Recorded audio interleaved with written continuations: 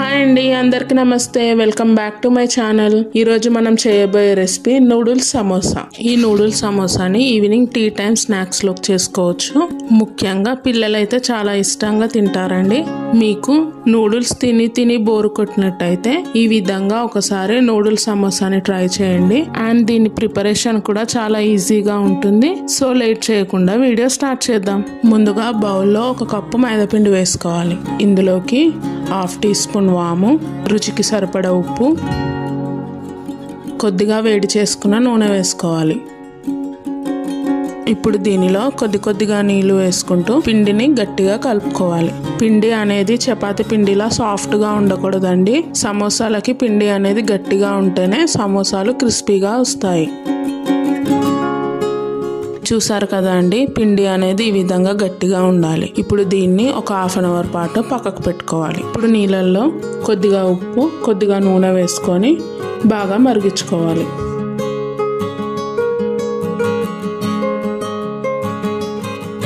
ఇలా మరుగుతున్న నీళ్ళల్లో ఇప్పుడు నూడిల్స్ వేసుకోవాలి. ఈ నూడిల్స్ అనేది 70 to 80% కుక్ చేసుకోవాలి.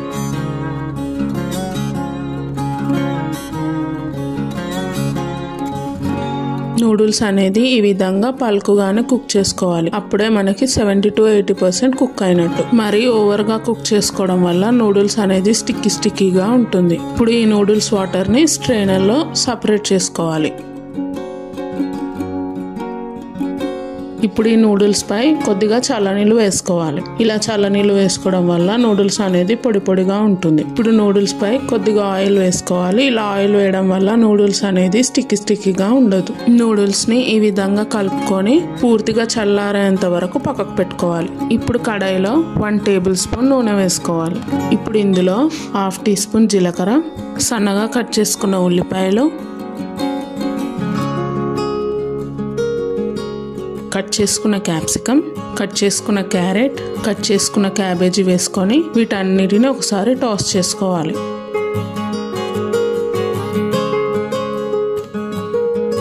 ఇప్పుడు వీటిని ఒక 2 నిమిషాల పాటు కుక్ చేసుకోవాలి.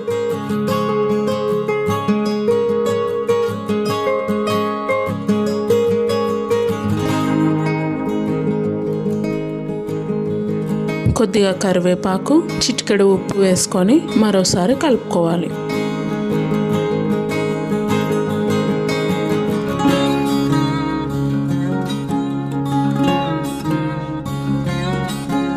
ఇప్పుడు దీనిలో 1 teaspoon soya sauce, 1 teaspoon green chilli sauce, 1 teaspoon tomato sauce, 1 teaspoon vinegar వేసుకొని వీటన్నిటిని ఒకసారి కలుపుకోవాలి.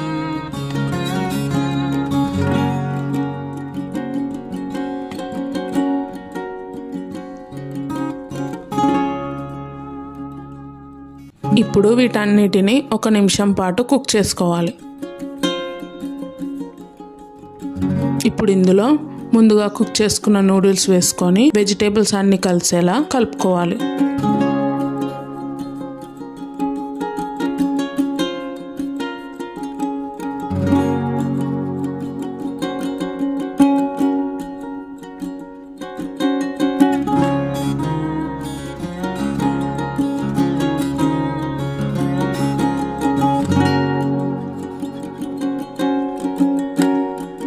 ఇప్పుడు ఇందులో 1 టీ స్పూన్ కారం, 1/2 టీ స్పూన్ ఉప్పు, 1/2 టీ స్పూన్ మిరియాల పొడి, 2 టీ స్పూన్స్ నూడిల్స్ మసాలా వేసుకోవాలి. మీకు నూడిల్స్ మసాలా లేనట్టయితే స్కిప్ చేసుకోవచ్చు. ఇప్పుడు ఈ స్పైసెస్ అన్ని నూడిల్స్ కి పట్టేలా హై ఫ్లేమ్ పెట్టుకొని కలుపుకోవాలి.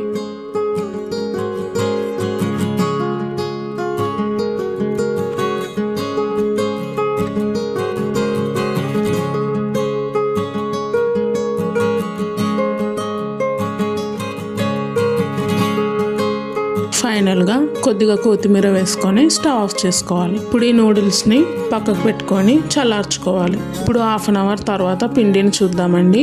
చూసారు కదా అండి, పిండి ఈ విధంగా ఉండాలి. ఇప్పుడు దీనిపై కొద్దిగా పొడి పిండి చల్లుకుంటూ సమోసా షీట్ ని మందంగా పొడవుగా ఒత్తుకోవాలి.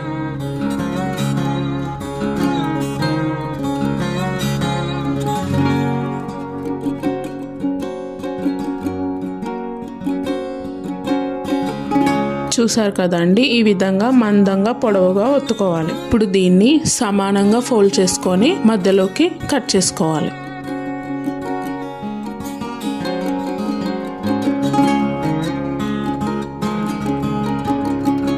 ఇప్పుడు ఒక షీట్ తీసుకొని దాని అంచులకి ఇలా నీళ్ళు అద్దుకోవాలి. ఇలా మధ్యలోకి ఫోల్డ్ చేసుకొని ఈ విధంగా సీల్ చేసుకోవాలి.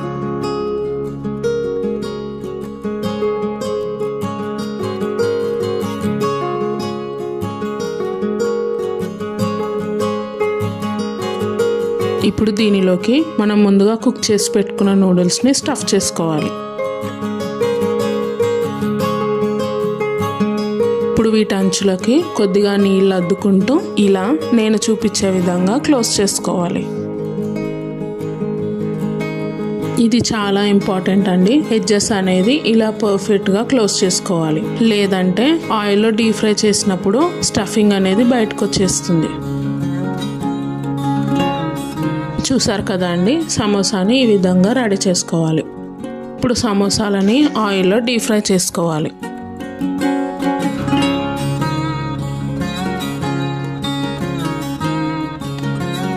సమోసాలని లో ఫ్లేమ్లో మాత్రమే ఫ్రై చేసుకోవాలండి.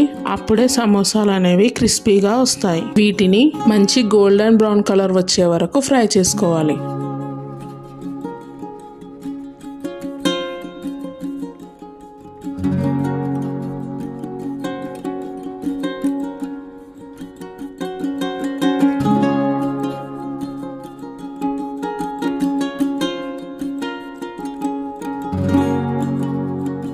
అంతే అండి, నూడిల్స్ సమోసాలు రెడీ అయ్యాయి. ఈ రెసిపీ కనుక మీకు నచ్చినట్లయితే లైక్ చేయండి, షేర్ చేయండి, కామెంట్ చేయండి. అండ్ మరిన్ని రెసిపీస్ కోసం మా ఛానల్ని సబ్స్క్రైబ్ చేసుకోండి. Thank you for watching.